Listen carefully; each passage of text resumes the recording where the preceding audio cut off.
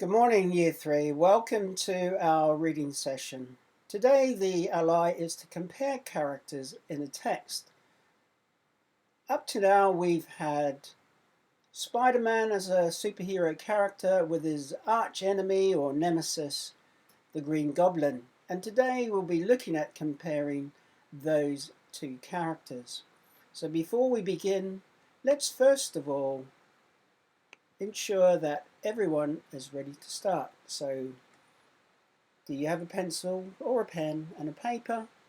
Use the pause button whenever you need to. So let's begin first of all with a recap on word meaning. So understanding words is very important.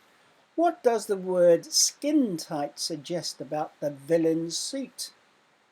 Number 1, it fits closely to the body. Number 2, it is large and oversized. Or number 3, it is a variety of colours. You can put 1, 2 or 3. Number 2, which word could replace pointy in the text? Number 1, wide. Number 2, long. Or number 3, peaked. Number 1, wide. Number 2, long. Number 3, peaked. Question number 3. Choose one of the following options that is not a feature of a character description. Number 1, fronted adverbials. Number 2, glossary.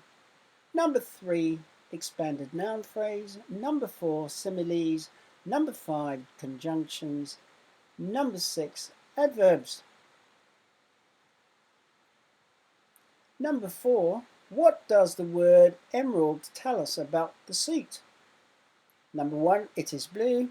Number 2, it is heavy. Number 3, it is small. And number 4, it is green. And number 5, to finish off, find the word which means the same as jealousy in the list below. Is it number 1, pride? Number 2, envious? Number 3, hatred? Okay, I'm going to count to 5, and I'm pretty sure everyone at 1 has been able to keep up with me. So let's mark it. 1, 2, 3, 4, 5. Number 1, skin tight is the same as it fits closely to the body. So you should have chosen number 1. Number 2, which word could replace pointy? It's number 3, peaked. Sometimes when we talk about a mountain, we call it a peak because the peak is the very top and tends to be quite pointy. Number 3, choose one of the following options that is not a feature of a character description. It's number 2, a glossary. A glossary is normally at the back of the book, where you can find the meaning of words or phrases or pieces of information. Number 4, what does the word emerald tell us about the suit? It will be number 4, or it is number 4. It is green. Emerald is a green colour. And number 5, the word that is a synonym for jealousy is envious. So you should have chosen number 2. How did you do? Tick them or put a small cross next to any that you may have got wrong. Now, once again, word meaning, understanding words, understanding phrases are very important if you're going to be able to understand what you're reading. So if you don't know a word or a phrase, you need to find out what they mean to help you to understand what's happening in the story. Let's move on to the next step. On Friday, you will be writing another character description based on your very own villain. They will be an evil, dastardly villain who will try their very best to cause mayhem and destruction. What will their wicked superpowers be? Who will they try to defeat? Will they be victorious over their superhero rival? So we've been through this before, you know how this works. Tomorrow, I'm going to share with you some of the superhero character descriptions that I've received. I'm still waiting for a few more, but I will share them with you tomorrow. So you've got all week to start collecting your information or creating ideas either on paper or in your head about what your dastardly villain is going to be like. Okay, these are the key features. They're very important. When you wrote your superhero character description on Friday, you needed to have this in front of you so you could check, have I used adjectives, expanded noun phrases, have I used the fronted adverbial, have I used the adverb, did I use any apostrophes to show possession, did I use conjunctions? Every piece of work I saw, people were able to use conjunctions, and some were able to use subordinating conjunctions. And every story I looked at, they all had a simile. And commas in a list, some of the stories did have commas in a list. Okay, here's our Green Goblin story. So you need to be able to read this and follow the punctuation, because the punctuation is there to guide the speed at which you can read, and it helps you to focus on the important parts in each sentence and paragraph. So when you're reading, have you noticed that there are adjectives, noun phrases, fronted adverbials, similes? So read that carefully so that you begin to develop an understanding of the text and the characters that are being described. And we've seen this again yesterday. The face of the suit is a vile, evil goblin. Well, that immediately tells us vile and evil is definitely the description of a bad character. And of course the goblin is the nemesis of Spider-Man. It has pointy ears, comma, piercing eyes, and a large, comma, nasty grin. There we go, we have commas in a list. Usually, comma, we have an adverb at the beginning of the sentence. The Green Goblin flies around standing on his goblin glider, comma, which looks like a large, comma, metallic bat.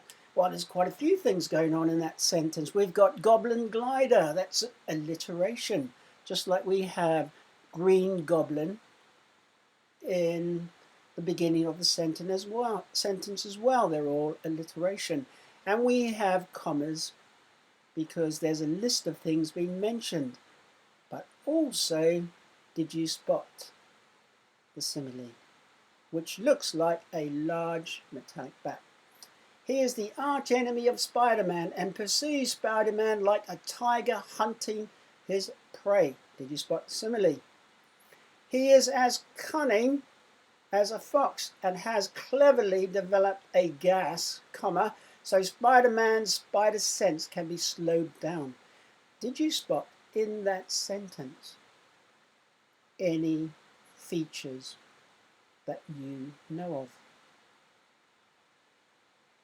Did you spot any similes? Did you spot an adverb?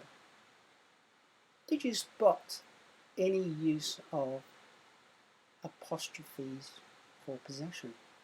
So these are things that you need to do naturally now when you're reading. They are very helpful and will guide you in understanding a story. And the final sentence, Green Goblin is a cowardly bully and his behavior is due to jealousy. And we've just discovered a synonym for jealousy is envious or envy. Let's move on. This is our word of the day. Marginally, surprisingly, comma, that's an adverb. His strength is only marginally less than that of Spider-Man. What does marginally mean? Well, it means barely, hardly, small amount, very little. So the opposite to that is considerably, greatly. It could be a lot. Hugely could be another word that you could use as well. If we put marginally in another sentence, we could use the sentence on the bottom right. She performed marginally better in her latest football match. which means that she played only a little bit better, not much. So remember, word meaning is very important. If there are words that you don't understand, you need to find out what does that word mean, what are the synonyms for that word, and if you know the synonyms, you'll probably be able to work out some antonyms. So today we're going to be comparing the text. So when comparing text, you look at the differences and similarities. So essentially, what is the same and what's different. Then you write down the key ideas. It's important that you either compare sentences as well as can you compare between paragraphs. And also, can you compare between text? Now sometimes you have two different texts, like one text about Spider-Man, one about the Green Goblin. So you can compare those two texts. How are they structured? What features of character description do they use? How are they similar? How are they different? Let's get on to the strategies. Remember, read the question twice if you need to. If it doesn't make sense, you need to read it at least one more time. And the 3 W's: who is the Green Goblin? What is he doing? And where is he going? Make sure you use or search for the information on the correct pages, and skimming and scanning, once again, very important. Skim, get a general idea of what the paragraph or sentence is about, and then scan for your specific information. And then once again, sometimes you won't find the information in one sentence. You have to look around. So read around the sentence or phrases that you are reading. Write down your answer, and last of all, always check, does it make sense? Are you really answering or putting down the answer to the question that you are doing? Some people have a wonderful answer, but unfortunately it has nothing to do with the question that they're supposed to be answering. Okay, here we have two texts. One about Spider-Man, one about the Green Goblin. So compare how the characters are described. How is Green Goblin different to Spider-Man? This is worth 2 marks. How is Green Goblin different to Spider-Man? So you need to have at least 2 things to get 2 marks. And below that, how are Spider-Man and the Green Goblin different? So you may need to look somewhere else in the text, which will take you a little bit further than where you search in the first question.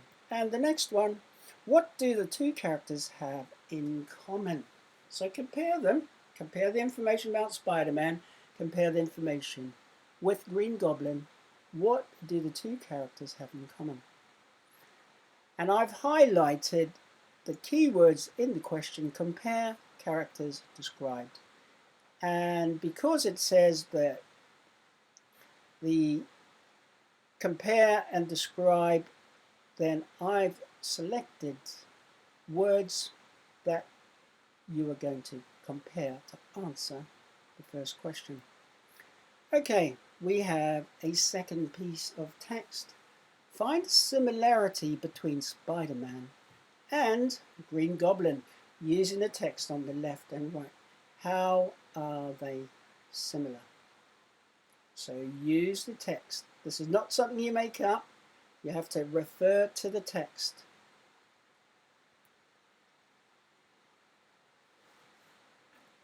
So here are additional questions that you can answer, and once again, it's not a guessing task, it's check in the text and then select the best answer below.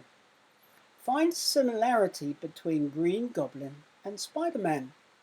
Is it A, they are similar in age, B, they both took advice from their uncle, or C, they both have hidden identities? And number 2, read the text once again. They're different texts. Find a difference between Green Goblin and Spider-Man. Is it A, B, or C? Check in the text. If you select an answer, check that you can find that information in the text and they match. Moving on, question 3. Compare the appearance of the two characters. Are they similar or different? So remember, compare again, and you're doing appearance, two characters. They're the key phrases. Compare, appearance, two characters. Make sure you answer the question.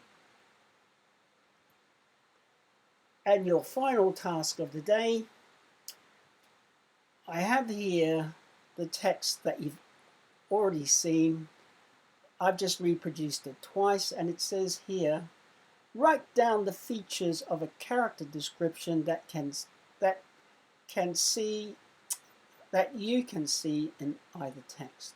So write down the features of a character description that you can see in either text.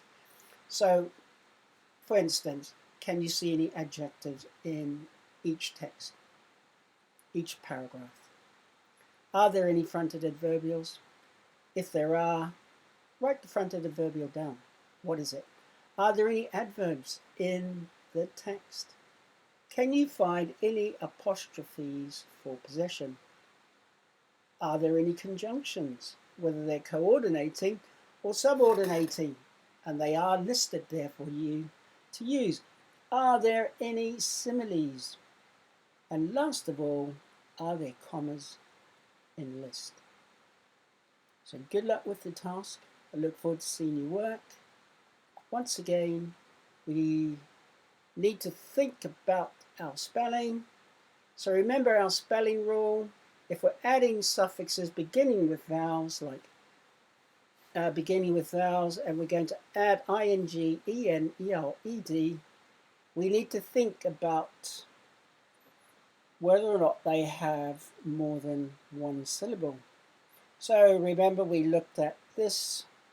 We have the root word, followed by one vowel, followed by one consonant, and stressed. What does that mean? Forget is the root word for forgetting, and it has two syllables. So we can apply the rule. It has one vowel at the end, which is E.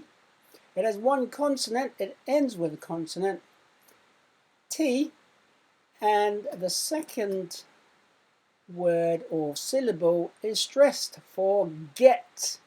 It is stressed, you can hear it, forget, get, which means you double the T and add ing to make forgetting. Now the same rule applies if you want to add the suffix en, the same rule applies. The root word is forget, has one vowel at the end. It'll be the word forgot, so it has O at the end before the T, which is the consonant, and the final syllable is stressed, forgot, which means that you will have forgotten when you add en by doubling the T. So we have begin, has two syllables. We can apply the rule. It has one vowel at the end, which is the letter I, has one consonant at the end, which is the N, and it has the final syllable is stressed, begin. So therefore we can apply the rule. If we want to add ing, we double the N and put ing. And of course, if we have the word enter, we have a different rule. So to begin with, if we had the word entering, we do not double the R. Why not? To begin with, the root word is enter for entering. It has one vowel at the end, E. It has one consonant at the end, R. But the final syllable is not stressed, because when we pronounce enter, we say ent. So the sound at the end is not stressed, not like begin. begin. You can see the difference. Enter. So it's much lower, it's not stressed. So we only put ing and we don't double the R. So once again, remember your spelling strategy. Look, cover, write, check. We will have a spelling test on Friday, and I will have words that are not in this list to see if you can apply the rule. So I look forward to reading your work. Thank you very much to everyone who's been dedicated and very good at emailing their work. So yr3@grange.harrow.sch.uk. Thank you very much, everyone. Have an enjoyable day. Bye for now.